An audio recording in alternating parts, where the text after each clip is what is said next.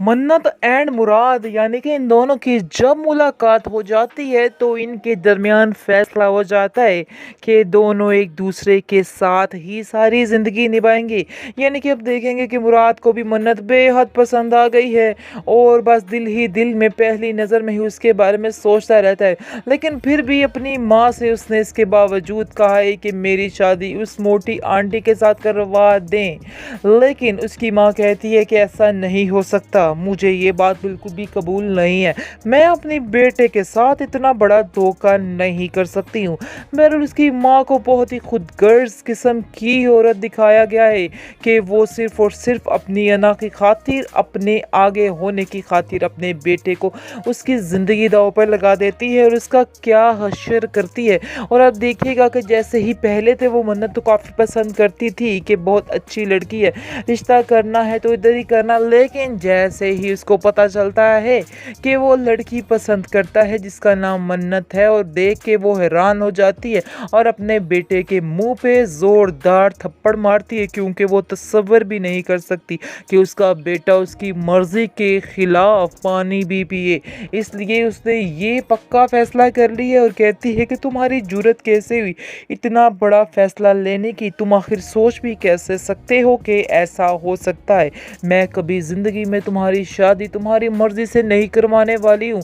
ये बात तुम भी ज़हन में बिठा के रखो। जिसको सुनकर आप देखेंगे कि मुराद कहता है कि माँ, इसमें आपकी मर्ज़ी शामिल होनी ज़रूरी है और यकीन माने कि मैं आपकी मर्ज़ी के बगैर कुछ भी नहीं करने वाला हूँ, इसलिए आपको टेंशन लेने की ज़रूरत नहीं है, बेफ़िक्र हो जाइए। लेकिन जैसा आप कहेंगी वैसा ही होने वाला है।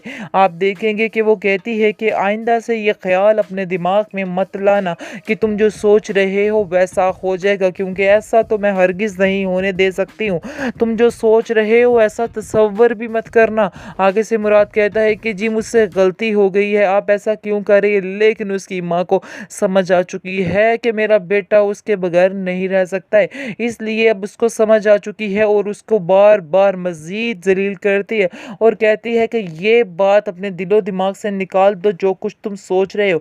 आप देखेंगे कि उसकी जो बड़ी बहन है मन्नत मुराद की, वो उसको कहती है कि आप क्यों उसकी ज़िंदगी में खलल डालने की कोशिश कर रही हैं, आप उसको उसकी ज़िंदगी जीने दें, उसकी ज़िंदगी इसी में ही है और खुशी उसकी इसी में ही है, आप क्यों उसके साथ ऐसा कर रही हैं, आपको उसके साथ ऐसा नहीं करना चाहिए। जिसको सुनकर आप देखेंगे कि वो कहती है कि तुम तो खामोश ही रहो, क्योंकि तुम तो आज तक अपना कुछ नहीं कर सकी और तुम दूसरों के बारे में क्या सोच रही हो, तुम तो किसी का कुछ भी नहीं कर सकती।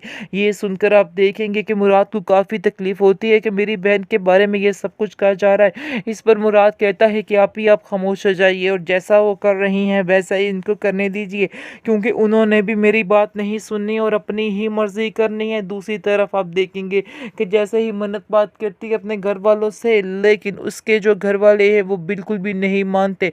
उसका भाई कहता है कि ऐसा तो हो ही नहीं सकता है कि मन्नत मैं तुम्हें उन लोगों के हवाले कर दूं, क्योंकि उन लोगों का मैंने पता लगवा लिया है, वो बहुत ही अजीब से लोग हैं और तुम उधर जाकर जस्ट नहीं कर पाओगी। और हकीकत भी कुछ ऐसे ही होती है, उसके घर का माहौल उसके घर के माहौल से बिल्कुल डिफरेंट होता है, लेकिन ये चीज़ उसको समझ नहीं आ रही है और वो समझ रही है कि नहीं, ऐसा कुछ भी नहीं है, मुराद उससे बहुत ज़्यादा मुख्तलिफ है, मुराद अपने घर वालों की तरह नहीं है। लेकिन वो ये चीज़ नहीं समझ रही कि उसको उसके घर वालों के साथ ही रहना है, तो जो कभी हो नहीं सकता है कि वो उसको एक्सेप्ट करे। इसलिए आप देखिएगा कि किस तरह से जलील करने की कोशिश में लगी रहती है और सारा दिन उसकी ज़िंदगी जीरन करने में ही लगी रहेगी। मन्नत एंड मुराद यानी कि इन दोनों की जब मुलाकात हो जाती है तो इनके दरमियान फैसला हो जाता है कि दोनों एक दूसरे के साथ ही सारी ज़िंदगी निभाएंगे।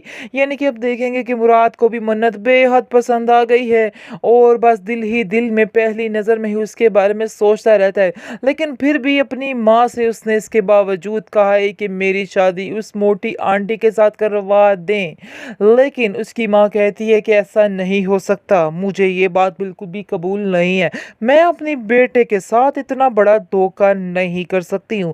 बहरहाल उसकी माँ को बहुत ही खुदगर्ज किस्म की औरत दिखाया गया है कि वो सिर्फ और सिर्फ अपनी अना की खातिर, अपने आगे होने की खातिर अपने बेटे को उसकी ज़िंदगी दांव पर लगा देती है और उसका क्या हश्र करती है। और आप देखिएगा कि जैसे ही पहले थे वो मन्नत तो काफ़ी पसंद करती थी कि बहुत अच्छी लड़की है, रिश्ता करना है तो इधर ही करना। लेकिन जैसे ही उसको पता चलता है कि वो लड़की पसंद करता है जिसका नाम मन्नत है, और देख के वो हैरान हो जाती है और अपने बेटे के मुंह पे जोरदार थप्पड़ मारती है, क्योंकि वो तसव्वुर भी नहीं कर सकती कि उसका बेटा उसकी मर्जी के खिलाफ पानी भी पिए। इसलिए उसने ये पक्का फैसला कर लिया और कहती है कि तुम्हारी जुर्रत कैसे हुई इतना बड़ा फैसला लेने की, तुम आखिर सोच भी कैसे सकते हो कि ऐसा हो सकता है।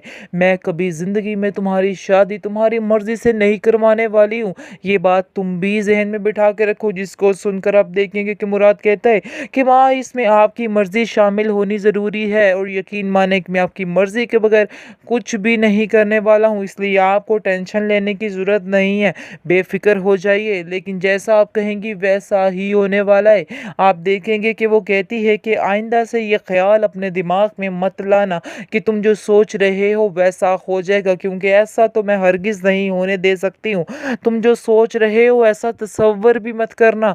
आगे से मुराद कहता है कि जी मुझसे गलती हो गई है, आप ऐसा क्यों कर रही है। लेकिन उसकी माँ को समझ आ चुकी है कि मेरा बेटा उसके बगैर नहीं रह सकता है, इसलिए अब उसको समझ आ चुकी है और उसको बार बार मज़ीद जलील करती है और कहती है कि ये बात अपने दिलो दिमाग से निकाल दो जो कुछ तुम सोच रहे हो।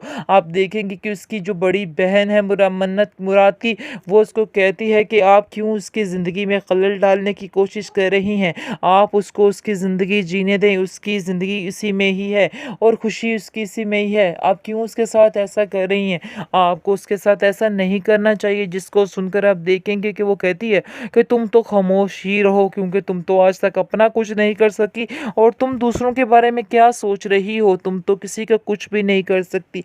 ये सुनकर आप देखेंगे कि मुराद को काफ़ी तकलीफ होती है कि मेरी बहन के बारे में ये सब कुछ कहा जा रहा है। इस पर मुराद कहता है कि आप खामोश हो जाइए और जैसा वो कर रही हैं वैसा ही इनको करने दीजिए, क्योंकि उन्होंने भी मेरी बात नहीं सुननी और अपनी ही मर्जी करनी है। दूसरी तरफ आप देखेंगे कि जैसे ही मन्नत बात करती है अपने घर वालों से, लेकिन उसके जो घर वाले हैं वो बिल्कुल भी नहीं मानते। उसका भाई कहता है कि ऐसा तो हो ही नहीं सकता है कि मन्नत मैं तुम्हें उन लोगों के हवाले कर दूं, क्योंकि उन लोगों का मैंने पता लगवा लिया है, वो बहुत ही अजीब से लोग हैं और तुम उधर जाकर जस्ट नहीं कर पाओगी। और हकीकत भी कुछ ऐसे ही होती है, उसके घर का माहौल उसके घर के माहौल से बिल्कुल डिफरेंट होता है, लेकिन ये चीज़ उसको समझ नहीं आ रही है और वो समझ रही है कि नहीं ऐसा कुछ भी नहीं है, मुराद उससे बहुत ज़्यादा मुख्तलिफ है, मुराद अपने घर वालों की तरह नहीं है। लेकिन वो ये चीज़ नहीं समझ रही कि उसको उसके घर वालों के साथ ही रहना है, तो जो कभी हो नहीं सकता है कि वो उसको एक्सेप्ट करे। इसलिए आप देखिएगा कि किस तरह से जलील करने की कोशिश में लगी रहती है और सारा दिन उसकी ज़िंदगी जीरन करने में ही लगी रहेगी।